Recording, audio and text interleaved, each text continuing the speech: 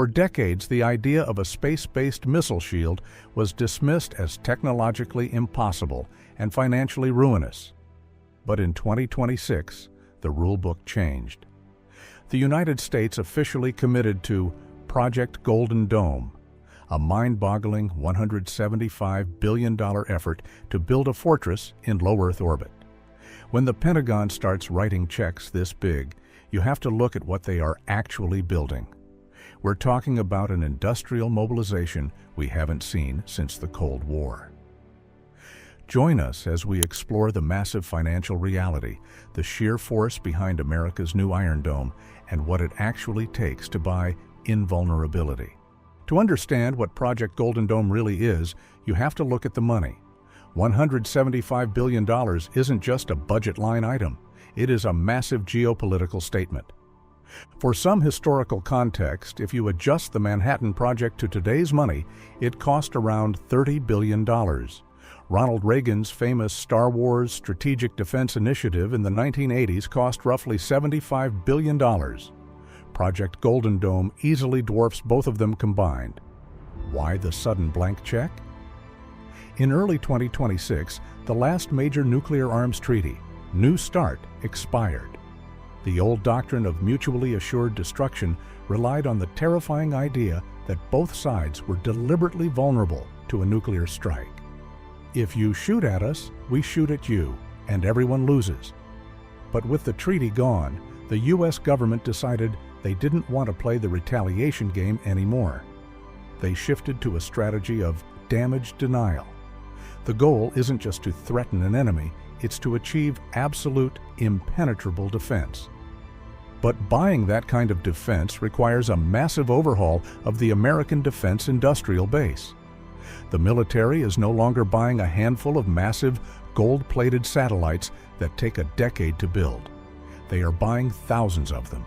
They are moving to a model of mass production, and it requires a level of physical and financial effort that is hard to overstate. Because these satellites sit in low Earth orbit, they experience constant atmospheric drag and intense space radiation. That means they don't last forever. The Pentagon is committing to a relentless 5-year replacement cycle for the entire constellation. They have to continuously manufacture, launch, and replace these systems just to keep the dome intact. That initial $175 billion is effectively just the down payment. The sheer industrial effort required to maintain the system over the next decade will fundamentally redefine where American tax dollars go. If you want to build a $175 billion shield in space, your biggest problem isn't actually the technology, it's the logistics. Historically, the American defense industry operated like a boutique laboratory. Companies like Lockheed Martin or Northrop Grumman were used to spending 10 years handcrafting a single, exquisite satellite that cost $2 billion and parked in high orbit. But Project Golden Dome doesn't need a laboratory, it needs an assembly line. To achieve strategic immunity, the Pentagon needs thousands of interceptor satellites and tracking sensors. To pull this off, the defense industrial base has had to fundamentally change how it operates. Companies are now building massive factory floors designed to crank out orbital weapons the exact same way Ford cranks out pickup trucks. It is a transition from precision craftsmanship to sheer brute force mass manufacturing. But building thousands of space weapons on Earth is only half the battle. You still have to get them into the sky. And this is where the financial reality of Project Golden Dome hits a massive bottleneck: the launch cost. If the military tried to launch this architecture using old-school, single-use rockets, the $175 billion budget would be completely exhausted just on the fuel and rocket bodies alone. The only reason this massive orbital fortress is financially possible is because of a total monopoly in space logistics: SpaceX. SpaceX's reusable rockets effectively broke the cost barrier to low Earth orbit. By drastically lowering the price per pound to get cargo into space, they made the idea of launching thousands of heavy, kinetic interceptors a financial reality rather than a science fiction pipe dream. Furthermore, SpaceX isn't just acting as the delivery truck. Their specialized military division, known as Starshield, is providing the encrypted, laser-based communication network that allows these thousands of interceptors to talk to each other in real time. When you look at the sheer force of this project, it is staggering. The United States is leveraging a private company's launch monopoly to shoot mass-produced weapons into orbit at a cadence the world has never seen. It is an industrial conveyor belt pointing straight up into the stars. If the money and the logistics can actually get thousands of interceptors into orbit, the next massive hurdle is figuring out how to fire them. And this is where the financial effort shifts from hardware to software. The terrifying reality of Project Golden Dome comes down to the clock. When a ballistic missile launches, it enters its boost phase, the period where its engines are burning before it can release multiple warheads or decoys. That window lasts for about 180 seconds. In exactly 3 minutes, this $175 billion system has to detect the launch, calculate the exact trajectory, pick the right interceptor out of thousands circling the globe, and fire a weapon that will physically collide with a target moving over 15,000 miles per hour. You simply cannot put a human in that loop. A general sitting in a bunker cannot process that amount of global data fast enough to give the order. To make this massive orbital investment actually work, the Pentagon has to buy an artificial intelligence brain to run the entire dome. This requires a completely different kind of industrial effort. The government is bringing in non-traditional defense tech companies like Anduril Industries to build the autonomous software that will serve as the nervous system for the entire architecture. The amount of money and computing power being poured into this AI is staggering. The software has to take thousands of separate data streams from all those orbiting sensors and fuse them into one real-time picture of the entire planet.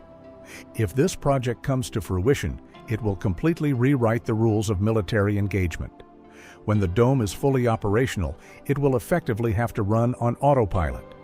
If a launch is detected, the AI will autonomously lock on, select the optimal space-based interceptor, and close the kill chain before a human even has time to realize a conflict has started. We are talking about an unprecedented level of automated force, spending billions to build a machine that is trusted to autonomously shoot down a nuclear weapon in the vacuum of space. It is easy to throw around a number like $175 billion, but to truly understand the sheer scale of Project Golden Dome, you have to look at the receipts. If you are going to buy a space-based shield, where exactly does all that money go? Let's break down the ledger. The biggest single chunk of the budget, roughly $65 billion, is going toward the weapons themselves. In the defense world, these are called the kinetic effectors, but you can just think of them as the bullets. These aren't cheap pieces of metal. Each interceptor requires incredibly complex, miniaturized thrusters and sensors to survive the freeze of space and hit a target moving at hypersonic speeds. The Pentagon has to mass-produce thousands of these highly engineered machines, turning companies like Lockheed Martin and Raytheon into high-volume orbital assembly lines. The second largest expense is the eyes of the system. About $45 billion is dedicated to the tracking and custody layer. These are the thousands of wide-angle and medium-angle infrared sensors that will constantly monitor the globe. It is essentially the cost of putting an unblinking security camera over every square inch of the Earth. Next, you have the nervous system. Roughly $50 billion is split between the communication mesh and the artificial intelligence.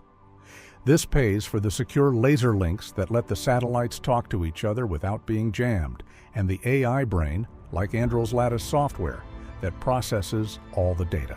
You are essentially paying to build an autonomous supercomputer that operates entirely in space.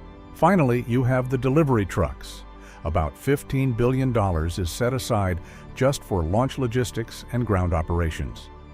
This is the money flowing directly to heavy lift providers like SpaceX and United Launch Alliance to strap these billions of dollars worth of hardware onto rockets and physically push them into low Earth orbit. But here is the catch that defense analysts are pointing out. That $175 billion, that is just the setup fee. Because low Earth orbit is a hostile environment full of radiation and atmospheric drag, these satellites only have a lifespan of about 5 years. This means the U.S. government isn't just buying a shield.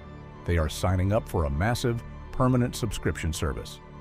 To keep the dome intact, they will have to spend billions every single year to continually launch replacement parts.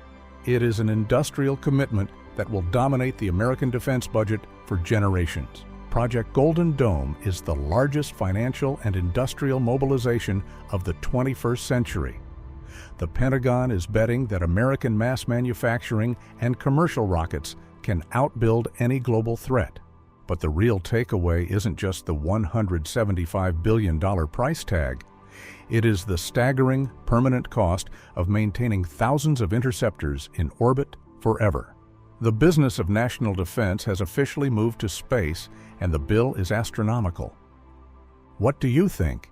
Is this ultimate space shield worth the investment, or is it just a financial black hole? Let me know in the comments, and subscribe for more deep dives into the economics of global defense.